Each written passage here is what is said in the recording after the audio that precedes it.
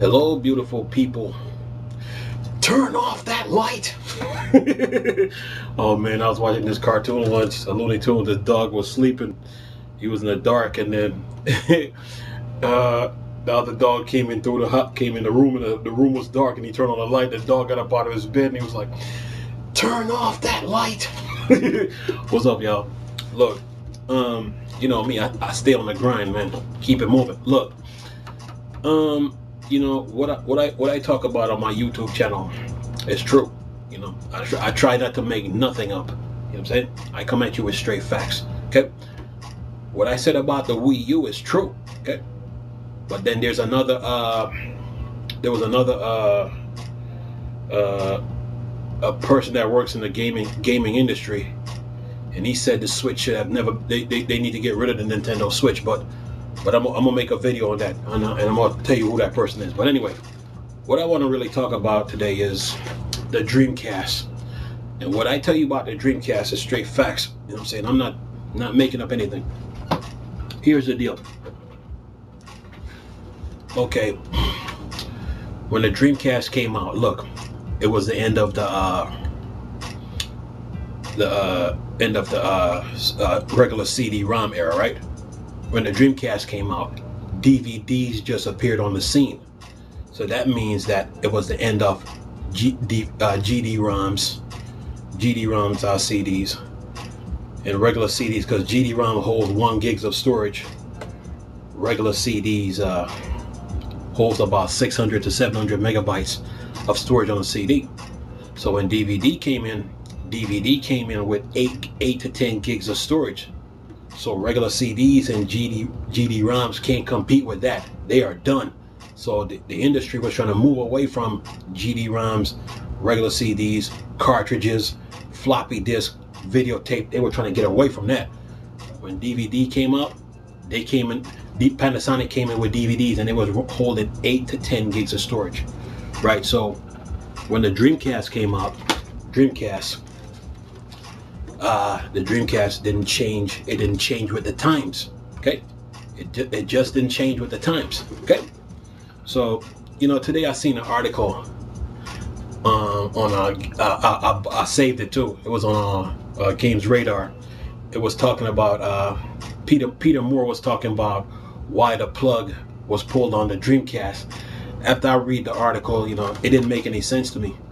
But what do make sense is that when the Dreamcast was built, it was the end of, you know, the GD-ROM era, CD-ROM era, floppy disk, cartridges, videotapes, because the new king was DVD, and that CD was that CD was no joke. That technology was no joke. So, you know, Peter Moore, Bernie Stolar, they had a chance to redeem themselves with the Dreamcast. They could have made a Dreamcast that had a DVD player in it, but they didn't do it. But if you notice with the Dreamcast, it says powered by Windows CE. So when that happened, they gave Microsoft a doorway to the console market, and this is when the Xbox was built. Now, what Peter Moore could have done with the Dreamcast was make a converter CD that works on the Xbox. The Xbox is 733 megahertz, right? The Dreamcast is 200. So the original Xbox is 533 megahertz, more powerful than this. Okay. So what Sega should have done was made a converter CD that let you play the Dreamcast games on the original Xbox. And what they could have also did with that converter CD was let you play Sega Saturn games, Sega CD games, all on the original Xbox. Okay, that's what Sega should have done, and they should have remade Virtua Fighter 3 for the original Xbox, because this is 733 megahertz, and kind of like what I think it was Team Ninja or Tecmo, both of them, what they did with Dead or Alive Ultimate, because there's a huge difference between Dead or Alive 2 on the Dreamcast versus Dead or Alive Ultimate on the original Xbox. Okay, Namco could have, like, could have brought Soul Calibur 1 to the Xbox, because this is 733 megahertz, right? They could have done the same thing with let's see, probably Tekken 2, Tekken 3. But anyway, right? But anyway, and I'm gonna bring Capcom into the mix. Capcom brought some games to the original Xbox. They bought Robin Hood. They bought Mega Man Anniversary. They bought Capcom vs SNK 2 Easy Operations. They bought the Street Fighter Anniversary.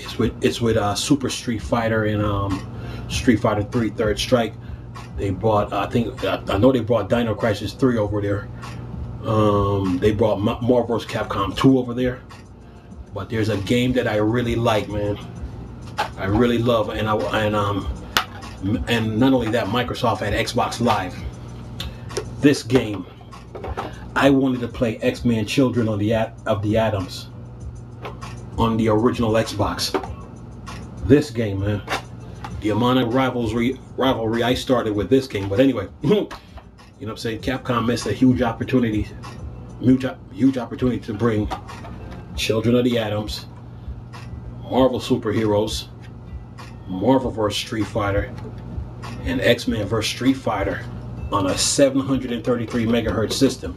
Because remember, those games are on the PlayStation 1, Sega Saturn, right? And some of those games are on the Dreamcast. But imagine if these games were on the original Xbox, how better they would perform, how better they would run. You know what I'm saying? And not only that, the original Xbox had Xbox Live on it. So imagine this game, Children of the Atoms, on the original Xbox with online play. When I tell you my Sentinel is a beast, see, I started that Sentinel nonsense back in my area, where I'm at.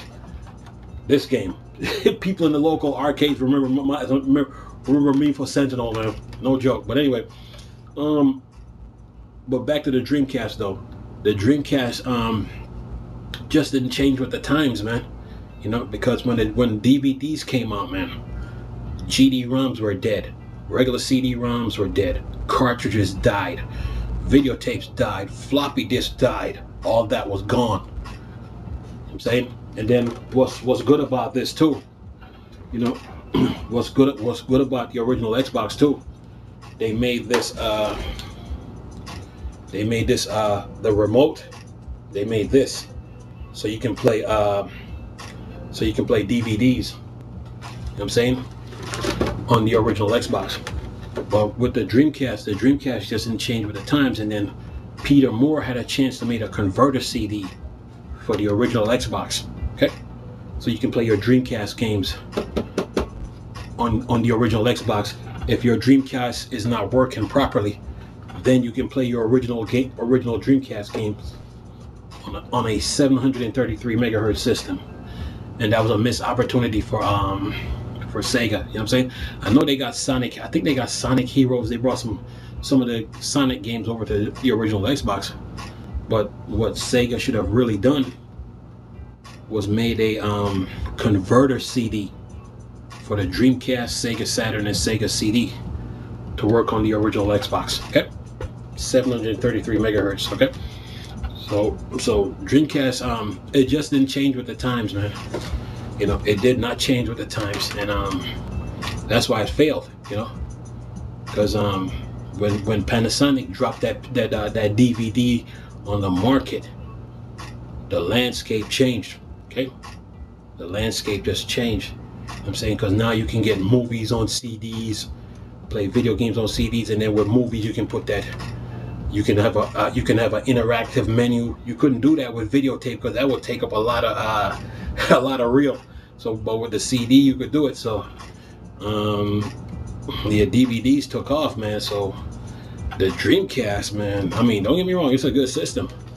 But what Peter Moore and Bernie Stolar should have done was made a converter CD for the original Xbox, since they partnered with Microsoft and said the Dreamcast is compatible with Windows CE. Okay, they should have made a converter CD for this, man, and then remade Virtual Fighter 3. Put that extra content, and that would have been it. You know what I'm saying? And then bring more of their games from the Sega side to the original Xbox. Even when they made some games for the competition, like I think when they made Virtua Fighter 4, they should have made Virtua Fighter 4 for this. You know what I'm saying? So yeah, Dreamcast just didn't change with the times. You know, they didn't change with the times, and that's why they fell off. You know, they had a chance to like refresh the Dreamcast. They didn't do anything. And they didn't do anything. You know what I'm saying? They didn't do anything. They just bowed out and gave the keys, gave Microsoft a doorway to come into the console race, and that's when and that is when the Xbox was born. So if you look at the buttons on the Dreamcast controller and then the original Xbox, they're almost the same. So you know, that's why Sega failed. Okay, just didn't change with the times. Other than that, okay, nice talking to you, beautiful people. It's Chris. Knows the Star Wars and Star Trek thing. Borg, dark side. I'm gone. Peace. Oh, by the way, I'm going to leave a link in the description box with that article. Peace.